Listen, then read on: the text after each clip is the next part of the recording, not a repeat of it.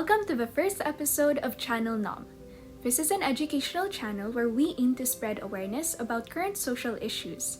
We invite you to join us and listen as we delve into the topic of endangered species, a type of organism that is threatened by extinction.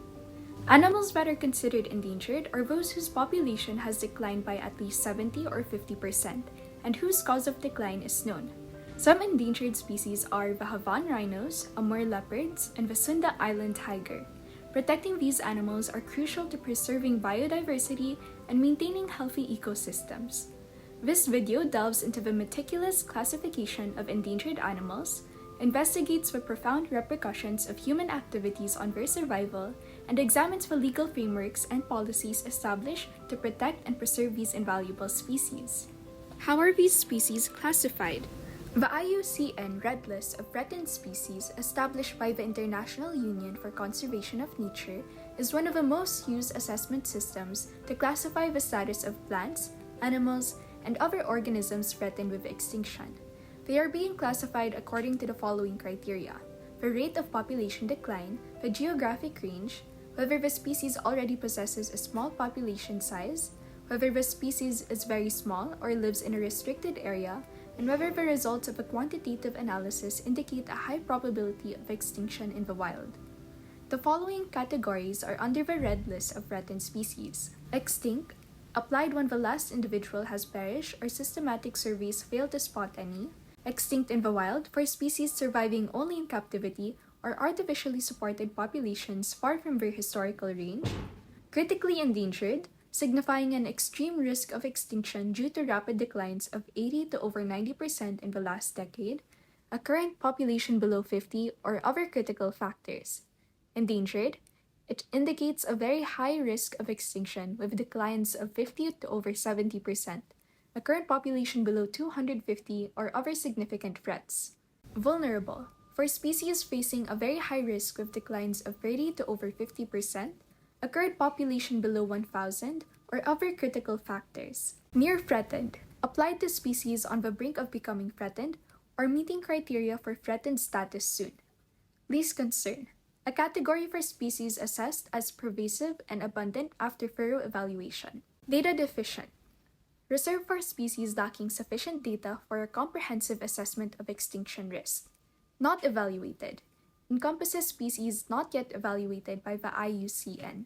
Alright, now let's delve deeper into the critical impact of human activities on our precious wildlife. The first major threat is deforestation.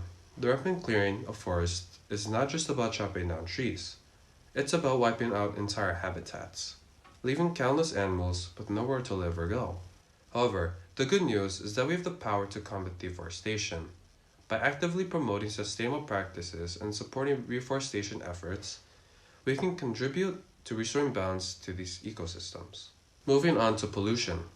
Whether it's in the air, water, or soil, it poses a severe threat to wildlife. Animals struggle to thrive when their surroundings are contaminated. To address this issue, it's crucial for us to reduce our carbon footprint. Embracing eco-friendly initiatives will play a pivotal role in minimizing pollution and preserving habitats. Now let's tackle the looming specter of climate change. It's not just a buzzword, it's a genuine threat to our planet.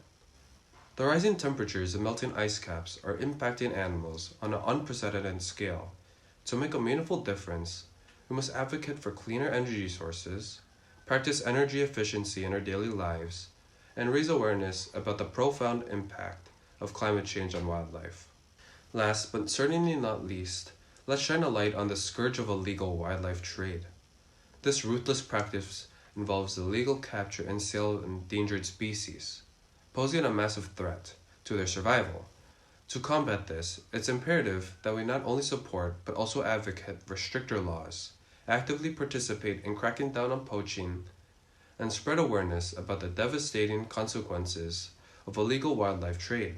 Moving on, we will now talk about the legal frameworks and policies. First up, now let's take a look at international rules. CITES, the Convention on International Trade in Endangered Species, is crucial for protecting endangered animals. It organizes and watches over global trade in this species, making sure it's responsible and sustainable. This helps countries work together to keep endangered species safe. Nationally, there are laws to protect endangered animals in their homes. For example, the Wildlife Resources Conservation and Protection stops harm to endangered species, finds important places for them to live, and helps them recover.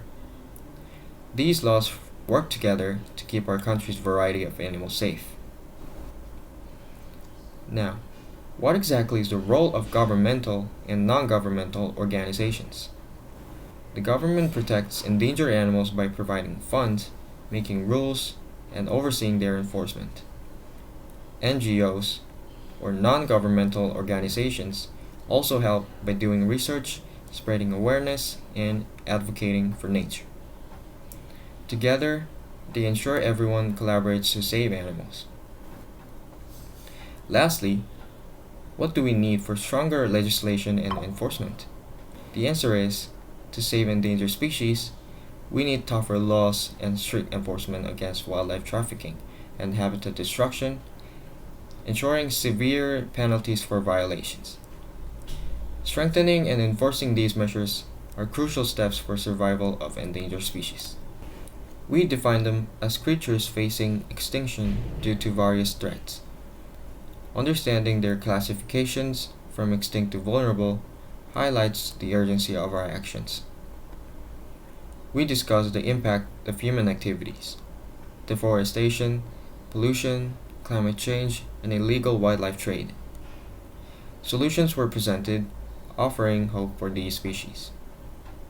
We also discussed the legal frameworks and policies. Both international and national efforts are crucial, with organizations playing a key role. Yet, stronger legislation is needed. In conclusion, the well-being of ecosystems and humanity hinges on protecting endangered species. They're integral to the tapestry of life. Here's a call to action. Support conservation. Make informed choices and advocate for these species.